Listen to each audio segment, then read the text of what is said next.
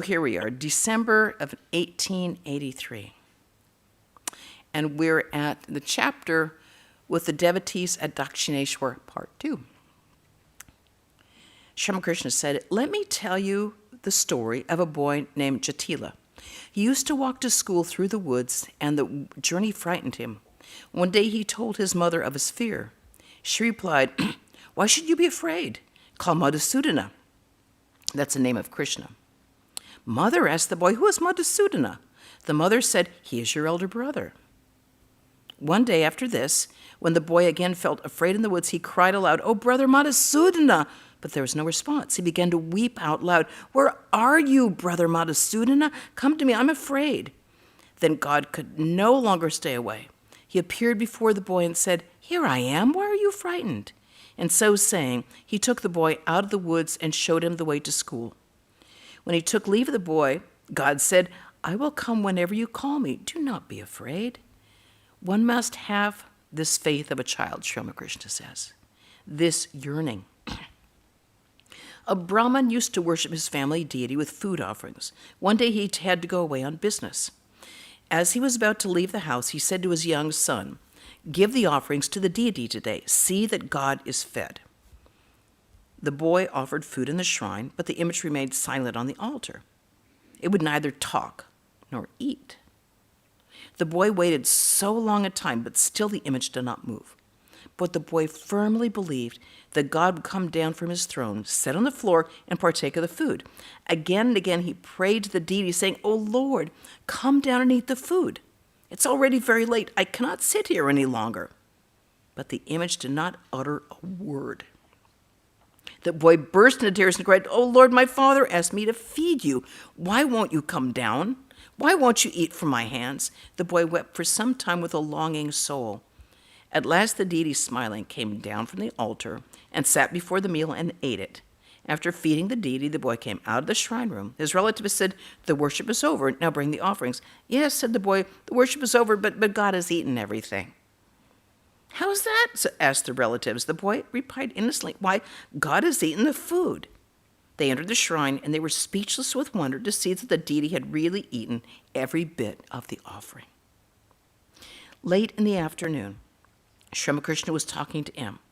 They were standing on the south side of the Nahabat. Since it was winter, the master was wrapped in his woolen shawl. 'Master, where will you sleep? In the hut in the Panchavati?' M. 'Won't they let me have a room on the upper floor of the Nahabat?' M selected the Nahabat because he had a poetic temperament. From there he could see the sky, the Ganges, the moonlight, and the flowers in the garden. Master, 'Oh, they'll let you have it. But I suggested the Panchavati because so much contemplation and meditation have been practiced there, and the name of God has been chanted there so often. The Panchavati is that part of Dakshineshwar, that sort of big round area, where it has 5 trees planted, which is why the word Panch, which means five forest, the 5 forest. And that's where he did his intense spiritual practices, his meditation, so many of his spiritual practices there. So it has a very intense atmosphere. So knowing M's temperament, who just wanted to enjoy the beauty, it's like, no, go where the intense spiritual atmosphere is. That's going to help you a lot more than enjoying watching the Ganges and seeing the flowers and the moonlight. It was evening. Incense was burning in the master's room. He was sitting on the small couch, absorbed in meditation. M was sitting on the floor with Rakhal, Latu, and Ramlal. The master said to M, "The sum and substance of the whole thing is to cultivate devotion for God and to love him." At Sri Ramakrishna's request, Ramlal sang a few songs.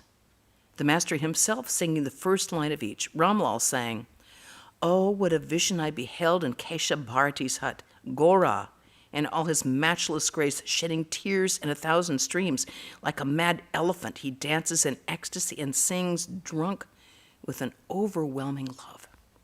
Then he sang, "Though I am not loath to grant salvation." Okay, it has the thing. Oh, these are the words of Krishna, by the way. He's quoting Sri Krishna. "Though I am never loath to grant salvation, I hesitate indeed to grant pure love. Whoever wins pure love surpasses all. He is adored by all. He He triumphs over the three worlds. Excuse me. Sri Ramakrishna said to Ramlal, "Sing that one, Gaur and Nitai, ye blessed brothers." Ramlal, that was his nephew, began the song, and the master joined him. "Gaur and Nitai, you blessed brothers, I have heard how kind you are. Therefore I have come to you. When I visited Benares, Shiva, the Lord of Kashi, told me of the Parabrahman's birth as man in Mother Sachi's home. O Brahman, thee I recognize. Many a sadhu I have seen, but never one so kind as you." Once at Braja, and that's the area around Vrindavan, hence my name. Once at Braja, you were born as Kanai and Balai. His brother, now once more in Nadia, as Gauranitai, do you appear, hiding in shapes that then you wore, and Braja's pastures freely running.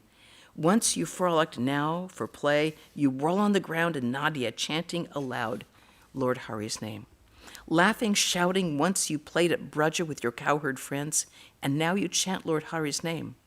O Gaur, how cleverly you hide that dark blue form you were at Braja.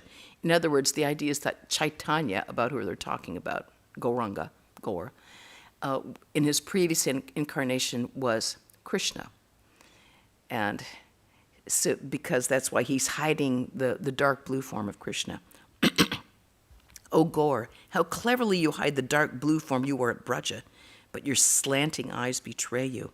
Through the blessing of your name, the sinner is set free, they say, and so my soul is filled with hope. Now with eager heart I hasten to your feet. Lord, I implore you, keep me safe within their shadow. You redeemed Jagai and Madhai, the wretched sinners though they were highway robbers and ruffians. I pray you do the same for me. I've heard that you embrace all people as brother, even the outcast, whispering in the ears of all Lord Hari's life-renewing name. Late at night, M sat alone in the Nahabat. The sky, the river, the garden, the steeples of the temples, the trees, and the Panchavati were flooded with moonlight. Deep silence reigned everywhere, broken only by the melodious murmuring of the Ganges. M was meditating on Sri Ramakrishna. At 3 o'clock in the morning, M left his seat. He proceeded toward the Panchavati, as Sri Ramakrishna had suggested. He did not care for the Nahabat anymore, and resolved to stay in the hut in the Panchavati. Suddenly he heard a distant sound as if someone were wailing piteously, "Oh, where art thou, brother Madhusudana?" The light of the full moon streamed down through the thick foliage of the Panchavati. As he proceeded, he saw at the distance one of the master's disciples, sitting alone in the grove, crying helplessly, "Oh, where art thou, brother Madhusudana?" Silently, M watched him. And then we move on to the next day, Saturday, December 15th, 1883. M had been staying at Dakshineshwar with Sri Ramakrishna. The master was sitting in his room, listening to the life of Prahlada, which Ramlal was reading from the Bhaktamala. M was sitting on the floor. Rakal, Latu, and Harish were also in the room, and Hazra was on the veranda. While listening to the story of Prahlada's love for God, Sri Ramakrishna went into an ecstatic mood. Hiranyakshipu, king of the demons and the father of Prahlada, had put his son to endless torture to divert the boy's mind from the love of God. But through divine grace, all the king's attempts to kill Prahlada were ineffective. At last, God appeared, assuming the form of Nrisimha, the man-lion, and killed Hiranyakshipu. The gods were frightened at the rage and the roaring of the man-lion and thought that the destruction of the world was imminent. They sent Prahlada to pacify the deity.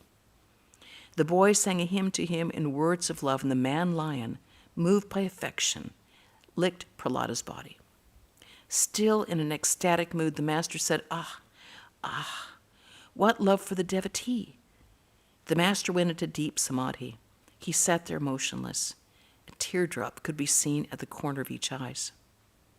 The master had come down to the plane of the sense world and spoke to M, expressing his abhorrence for those who, while practicing discipline, enjoyed sex life. "Master, aren't you ashamed of yourself? You have children and still you enjoy intercourse with your wife." That's to say that Sri Ramakrishna would say that if you are sincerely longing for God, if you're a serious spiritual aspirant, you live with your wife as brother and sister, because all of your energy will go into a lower plane of consciousness rather than you need that energy that is used for sex. You need that energy to put it higher. And as long as you're diverted, as long as you keep keeping that craving going, it'll be very hard to turn your mind towards God. So if you're really sincere and serious spiritual aspirant, like you want liberation, that sort of thing, then you got to go for it.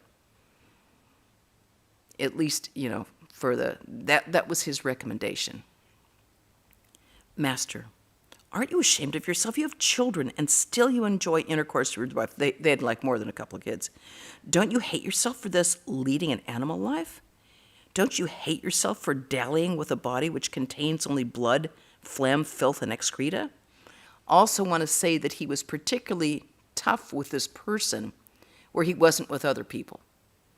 With other people, he'd say, go and have some fun with your wife.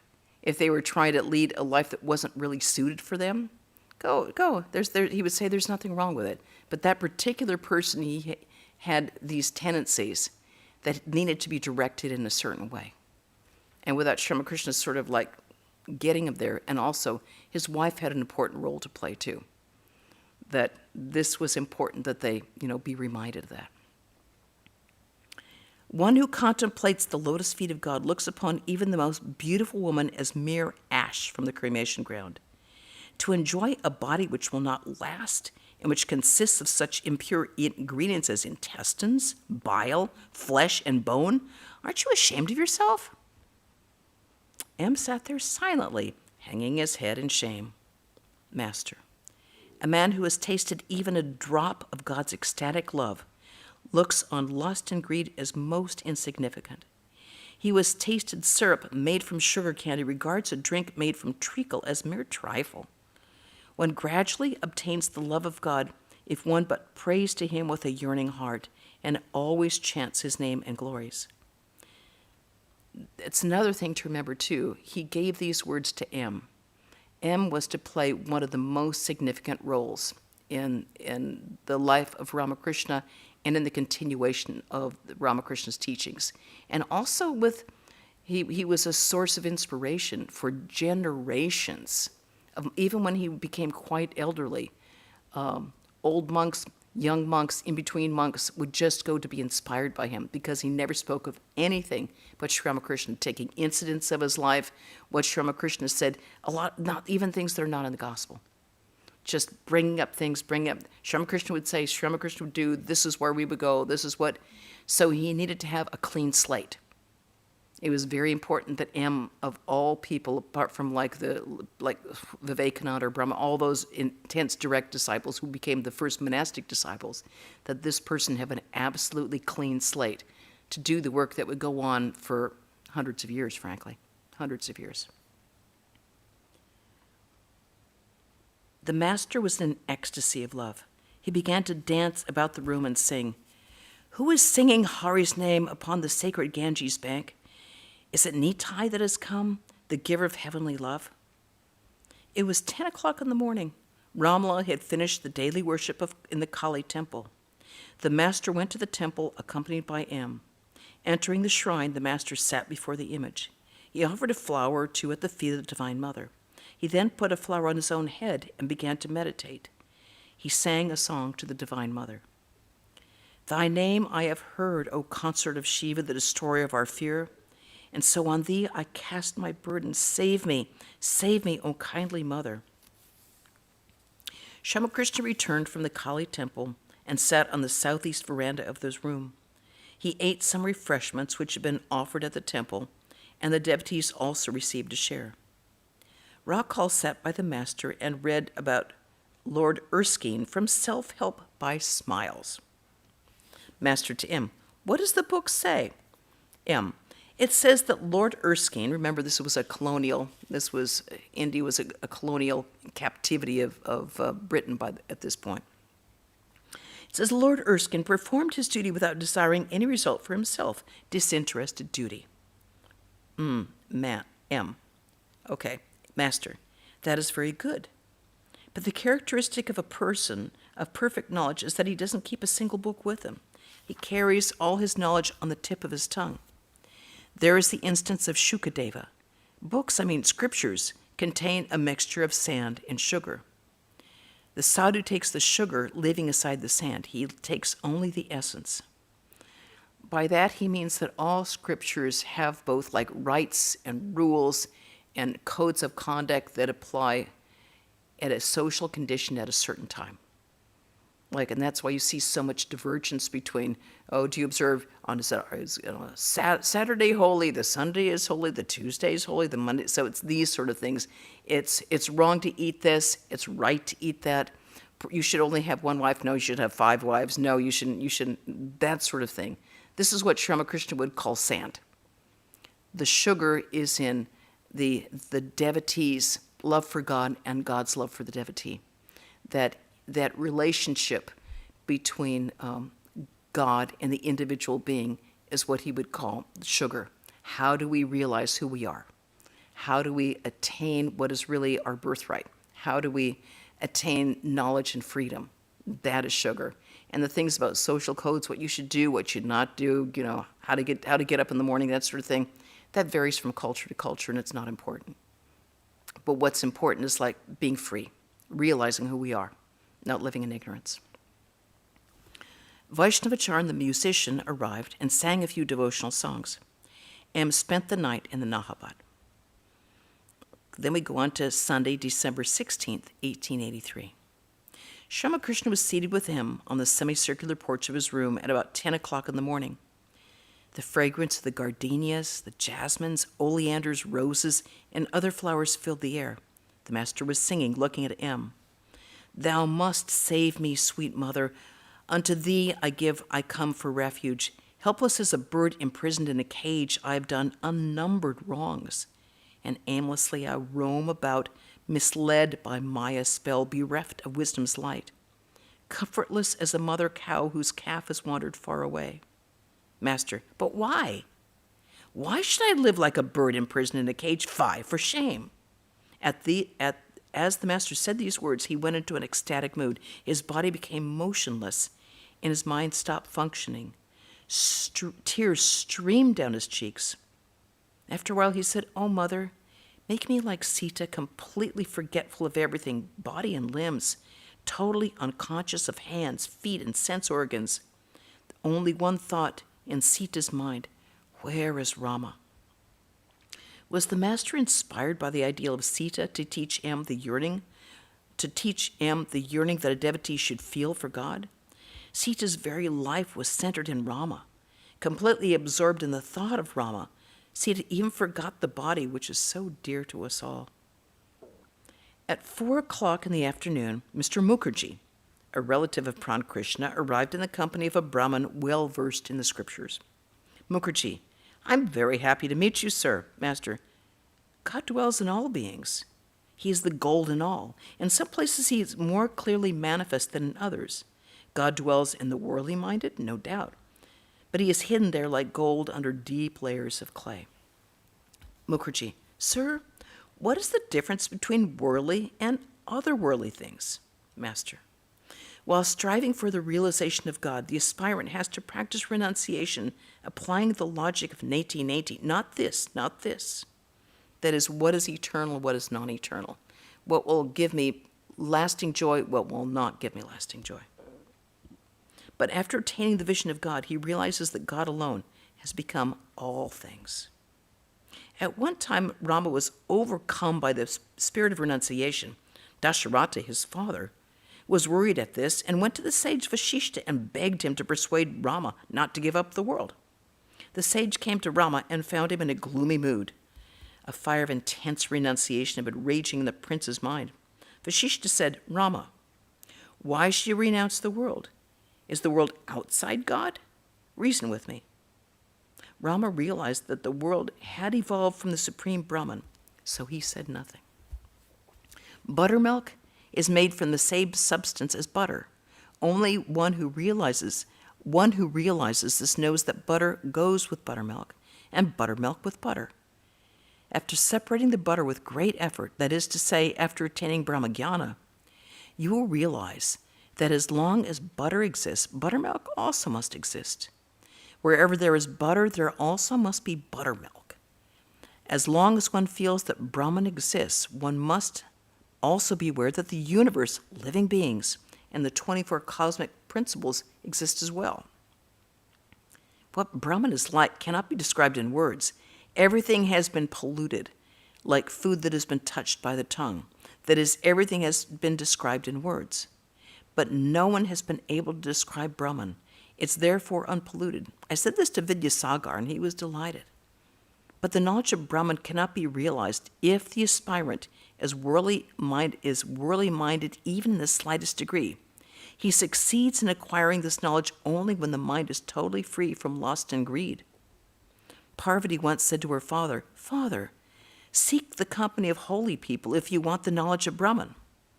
Addressing Mr. Mukherjee, Sri Ramakrishna said, "You are rich, and still you call on God. That is very good indeed. It is said in the Bhagavad Gita that those who fall from the path of yoga are born in their next birth as devotees of God in rich families." Mr. Mukherjee quoted the line from the Bhagavad Gita. Master, God, if he so desires, can keep a jnani, that is a person of spiritual knowledge, in the world too. The world and all of its living beings have been created by his will, but he is self-willed. Mukherjee, with a smile, how can God have any will? Does he lack anything? Master, with a smile, what's wrong in that? Water is water, whether it is still or in waves. The snake is a snake, whether it's coiled up, motionless, or wriggles along. A person is the same person whether they sit still or engaged in action. How can you eliminate from the reality the universe and its living beings? If you do that, it will lack its full weight. You cannot find out the total weight of a bill of fruit if you eliminate the seeds in the shell. Brahman is unattached. One finds good and bad smells in the air, but the air itself is untainted. Brahman and Shakti are identical. It is the primordial power that has become the world and all living beings. Mukherjee, why does one deviate from the path of yoga? Master, as the saying goes, in my mother's womb I was in a state of yoga. Coming into the world, I've eaten its clay. The midwife has cut one shackle, the navel cord, but how can I cut the shackle of Maya? Maya is nothing but lust and greed. A person attains yoga when they have freed their mind from these two. The self, the supreme self, is the magnet. The individual self is the needle. The individual self experiences the state of yoga when it is attracted by the supreme self to itself. But the magnet cannot attract the needle if the needle is covered with clay. It can draw the needle only when the clay is removed. The clay of lust and greed must be removed. Mukherjee, how can one remove it? All right. Master, weep for God with a longing heart. Tears shed for him will wash away the clay. When you've thus freed yourself from impurity, you will be attracted by the magnet. Only then will you attain yoga. And I think this is a good place to stop. Any questions or discussions or arguments? John. Just a dumb question, but the Nahabat, was that the music tower? The Nahabat was the music tower indeed, yes. And they had, in reading Holy Mother's thing, there were no facilities, no restrooms, anything. It was a very austere environment, correct? Am I correct with that? It's the Nahabat was that Mother stayed there, but it was also the music tower. Yes. Yes. It's so small, you simply can't believe it. You go there and you could Holy Mother have to bend down to be able to walk in the door. It is probably 6 feet, 7 feet maybe in circumference. And women guests would stay with her there. She would do the cooking in there. And she had hanging pots where fish and other things, where fish were swimming around up there. And she would keep the storage for the things that she needed for cooking. And Wow. she could have 2, 3, 4 women staying with her at night. Yeah. Yeah, it was unbelievable. And she said that while she was there, she had a pitcher of bliss brimming in her heart the whole time. Sounds like an old-time submarine. Durga, were you going to say something? No, he just asked about facilities, but Ramakrishna didn't have facilities. Nobody had facilities there. I mean, that would not be something you would ever expect in 19th century India. They would be, yeah, that's why Sri Ramakrishna goes to the pine grove. That's what the pine grove was for. Yeah. When he walks to the pine grove and someone carries the water, that's what's happening. Yeah. So yeah, yeah, nothing happening. Nothing happening there. But it's really what you're used to, right? It's just, we're a first world country going, oh my goodness. Yeah, my mother didn't grow up with indoor plumbing either. That's the way it was for a long time, till she was an adult. Same in the trenches, by the way. Yeah. Any other questions or comments on this? All right. Stern words of renunciation that M got blasted with, and he needed to get sandblasted to kind of clean his clock so he could do the work that he was meant to do, which he did. Okay, well, we have some announcements coming up, and that is we're very happy that tomorrow Swami Shiva Archananda is going to be here from St. Louis. He is our assistant Swami in St. Louis, and he is a really lovely human being, and he will be speaking on a message from the Divine Mother.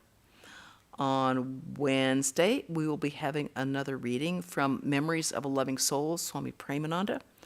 Next Saturday, we will be having a reading again from the Gospel of Sri Ramakrishna.